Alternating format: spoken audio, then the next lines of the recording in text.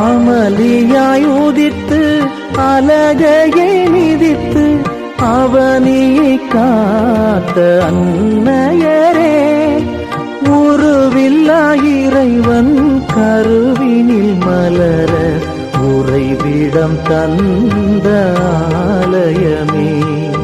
மாமரை புகழும் மறி என்னும் மலரே, மாதரின் மாமணியே.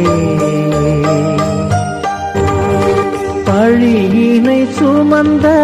உலகினில் பிறந்து ஒளியினை ஏற்றிய அகல் விளக்கே, இருள் திரை அகற்றி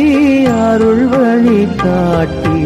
வானக வாழ்வை அளிப்பாயே,